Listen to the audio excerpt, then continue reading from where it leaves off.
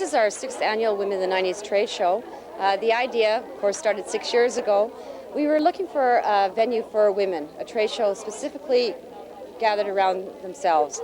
The exhibitors that we do bring in and have brought in over the year as well are a lot of home-based businesses that women are running. So it's giving them the opportunity to have some exposure in the community. It's held in March every year on a Sunday afternoon from 12 to 4. And we average anywhere from 200 to approximately 300 people coming through in the afternoon.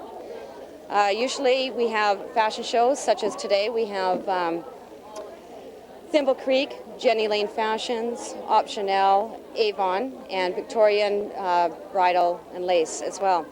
We also have guest speakers. Today our guest speakers are from the Aid Society and Casey's Greenhouse.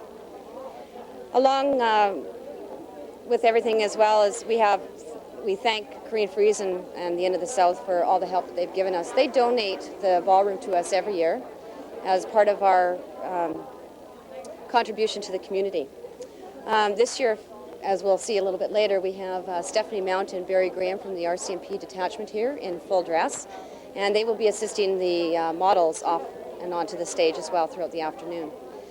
The Women in the 90s, the reason that we have this particular trade show is it's one of our major fundraisers for the community. Some of the things that have come out of this trade show, we've been able to make donations to the Cranbrook Regional Hospital, birthing bed, to the pediatrics wards. We just recently did dino cards for the children. We also have just recently made donations to Canadian Mental Health, the Rocky Mountain Lodge for the Alzheimer's residents, Key City Gymnastics as well. And it goes on and on. A lot of individual donations that we've made too. Our major fundraiser, of course, our project ongoing right now is our Kinnette bike path that is situated on Van Horn. We're in the process right now of completing the bridge over Joseph Creek. Well, this is more of just a classy day event. It's inexpensive for the exhibitors to come in here, not as much as what it would cost for them to go into the Kinsman Trade Show. And this is what we're trying to do is basically follow their lead, but on a smaller scale. It's basically geared for women of all ages. It's not just for women. Men are welcome to come. As I said, it's, we want to do something for the women in the community. And with more and more women having home-based businesses, this is really good exposure for them as well.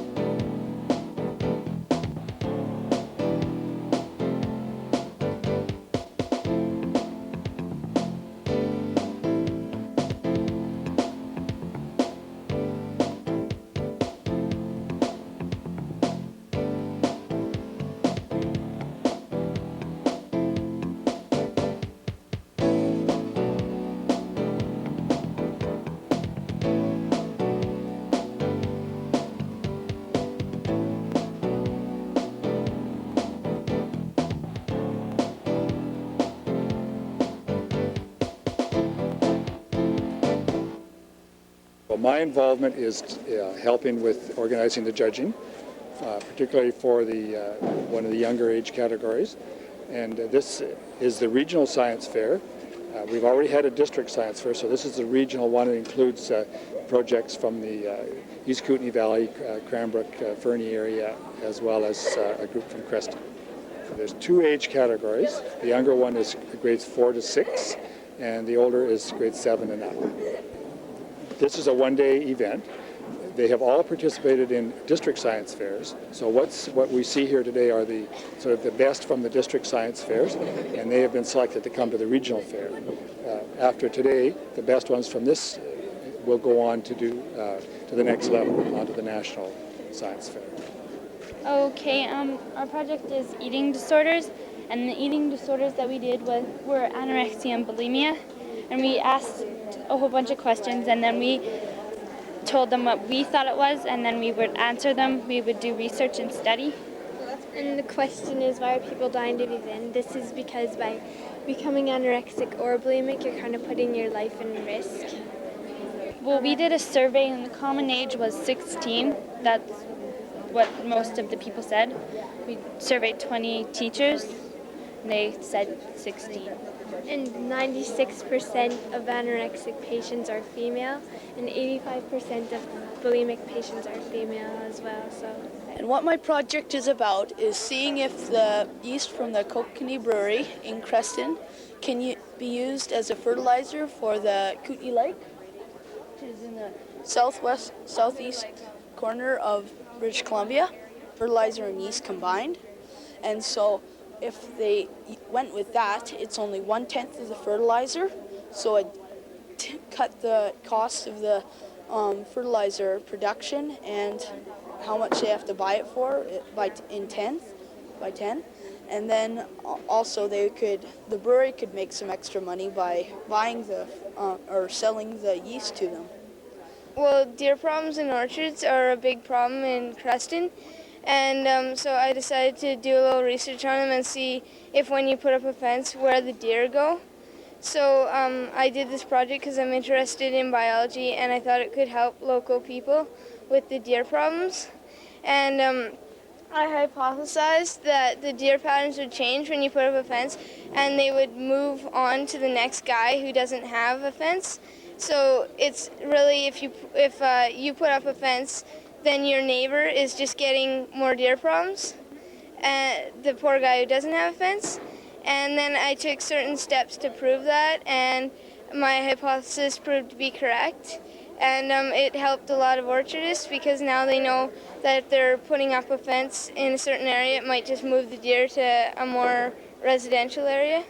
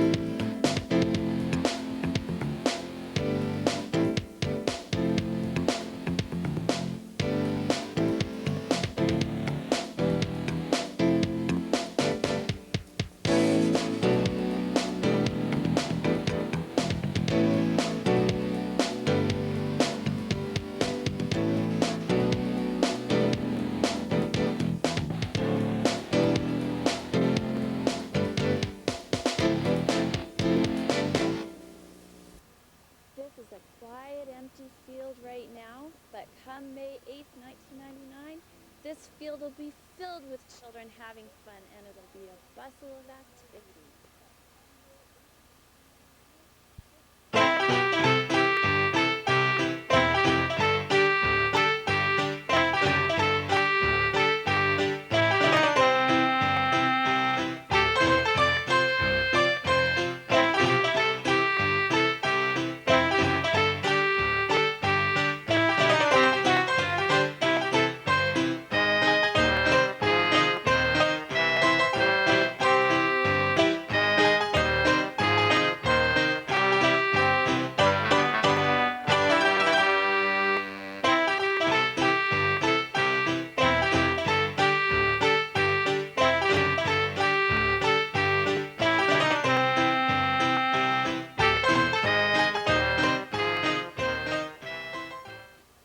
Well, we're really excited this year. The theme is Crawl, Jump, and Hop, and it's in honor of our animal friends. It'll be held May 8th, 1999, here in Cranbrook at the Key City Theatre, as well as the Mount Baker Secondary playing field. And there's going to be lots of activities this year, things from past years. There's going to be new things too. We're really excited that the Mount Baker Secondary School Drama Club is going to be doing two short plays for us based on Robert Munsch books, Paper Bag Princess and Love You Forever. And those will be at 1 o'clock here in Key City Theatre. And also too, I should mention for that admission is $1 for that play alone. Everything else though that day is free. The plays will run back to each other. Also too, we're going to be having like I mentioned, lots of things from past years. There'll be the cookie decorating tent, the sand pile area, the hat factory.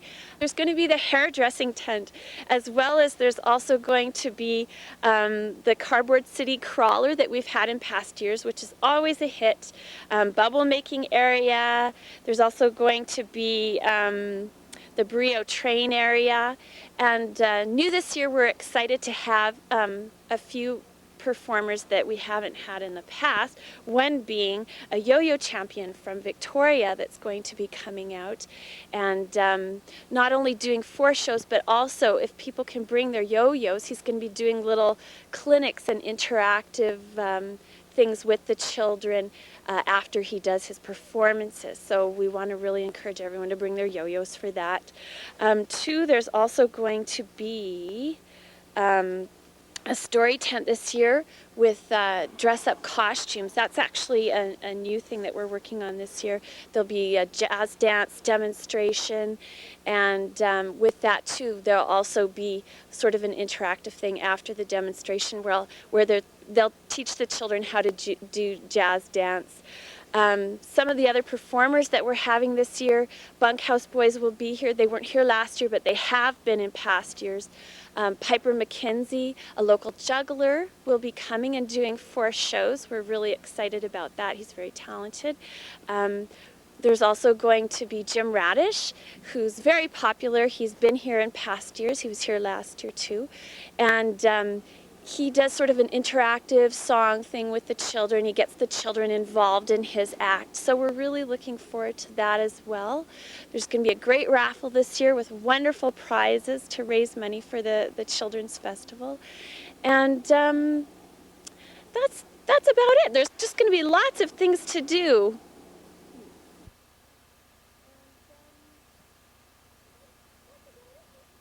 You know what, if you're not here Saturday, May 8th, between 10 and 4, you're going to be missing the greatest day of your life.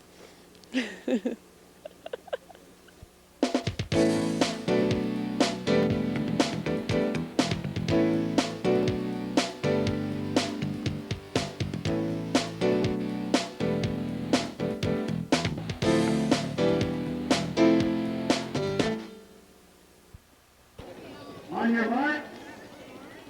Get set.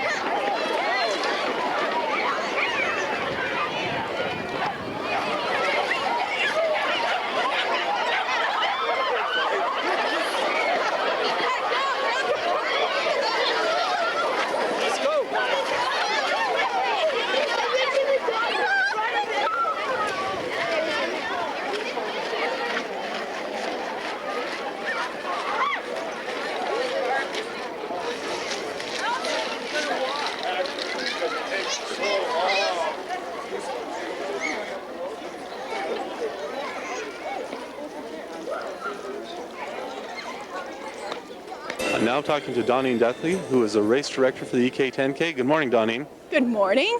And it is. It's sunny out there. Are you all ready for the race? We're getting there. Yeah, lots of late registrations coming in, and everybody that is registered already, I think they're picking up their T-shirts and their race numbers. And how many participants do you have so far? So far, we've got 840, and give or take, 5 or 10 in there that have come in within the last couple of minutes. Are you expecting to break 900? Yes, we're hoping to break 900. Yeah, and I think we'll do it. This is indeed a record. Do you think there might be a chance of someone breaking the speed record? I'm not sure. Last year is the first year that we've run this new course. We do an out and back route instead of a 10-kilometer full loop. So it's a little bit different, not as hilly as the years before. So there's a possibility.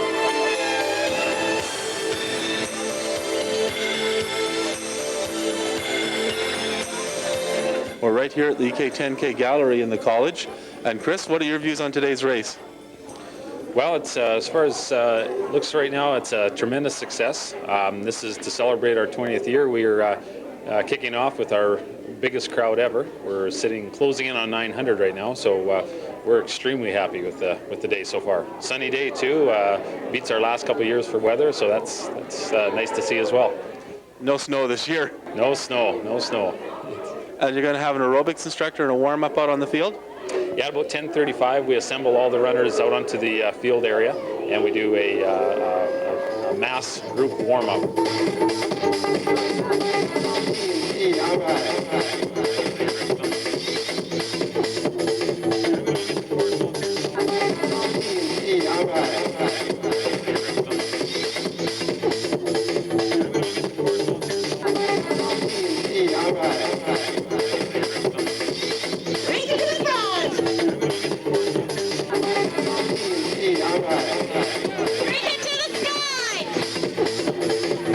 And here's Ross Thrasher, one of the founders of the EK 10K. Good to have you back here, Ross. How long's it been? Well, we were here 2 years ago, but my wife Maxine and I have been out of the country for a number of years in between. So since we left Cranbrook in '85, we've really only been back a couple of times. And how many races did you run before? About 5, I think. We came in 1980, which was the second year, and we got quite involved in the race organization the following year because the founder of the race, former college instructor named Francis Mansbridge, went overseas with his family to China to teach for a year. And so Maxine and I got involved with the race organization at that time, and I was also quite active with the Bigfoot Runners Club. And we got a lot more support from the college and from the community, and gradually built the race up in the early '80s. And it's great to see that it's still thriving 20 years later. We never had these numbers before. We're around 900 right now, and we started at 96. When did it break 200 or 300? I think it was sometime around 81, 82. I think there were about 79 runners the first year, 1979, and then they doubled it in 80, and I think went up over 200, 250 in 81. So it sort of built up from there, but I know it's had a few ups and downs in the intervening years. I was talking to Francis the other day. He said that the college EK 10K began on 9th Avenue in 1979 and it always symbolically ended at the high school. That's right. I think the first couple of years when the college was located downtown, it was a tougher race in some ways because you had a lot more climbing to do. But in many ways, I think this is a better location for staging the start and finish. And while it's still a very challenging course, I think it's a little easier than it used to be in some respects. You think you can beat your time? Well, I tell you what, I'm a walker now. I haven't been running for some years, so I'm just out here sort of for a ceremonial stroll. Well, that's good. Thank you, Ross. Great to be back. Thank you.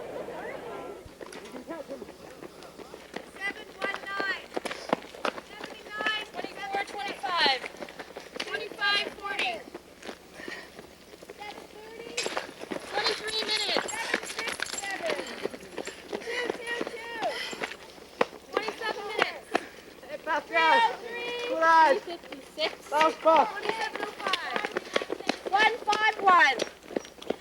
233. Do you have a number, sir? No. Pass with him. 2340. People are applauding loudly. Everyone's excited. Running 38:05. We have confirmation that the second place person isn't too far behind. 38:09. 38:11, and the guy won the EK 10K 1998.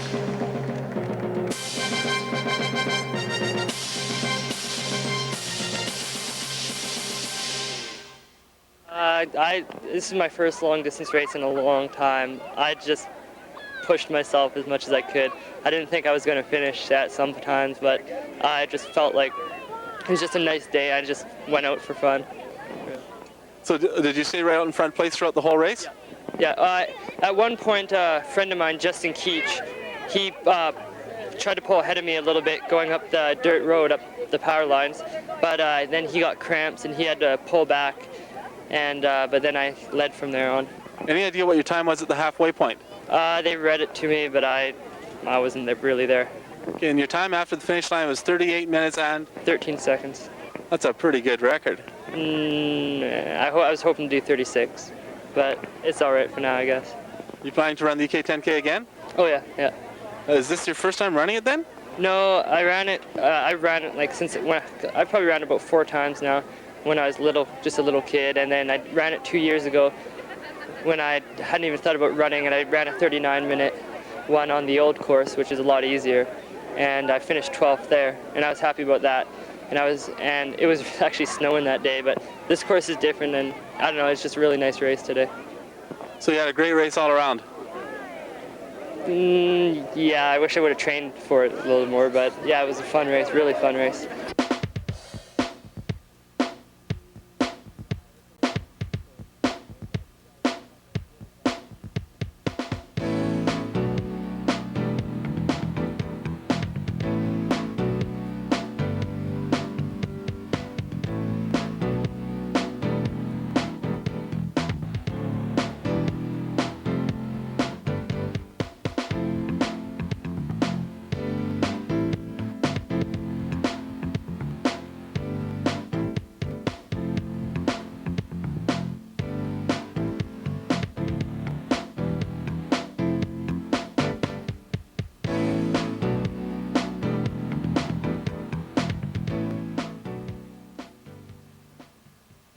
Well, we're running, we're gathering pledges, and we're running to raise money for our hockey team, the Kootenay Wildcats. We're going to the Western Canadian Shield, where we'll meet teams from Alberta, Saskatchewan, Manitoba, as well as the host team, Saanich. So we need to, it's going to be fairly expensive, so we're trying to offset the expense by gathering pledges and running down the strip, five clicks to the arena. There's several ways that the public can get involved. They can contact a player, obviously, if they know a player from the Kootenay Wildcats. We have pledge sheets that we're carrying around with us mostly, and you can also phone myself at 489-2246. Or if you live in the Columbia Valley, you can call Al or Daphne Neal at 345-2173. And in Kimberley, you can phone Jean Terpsma at 427-3182. I think we have 3 lines that are firing. We're scoring from all 3 lines. We got very mobile defense and very solid goaltending. We're solid right through, no holes in the lineup, and that's why we're going to the Western Shield. Our coaching staff has worked hard to make sure they're up on all the rules, and our girls have worked hard to stay in shape, and we've done our part, and we expect all the other teams to do the same. So.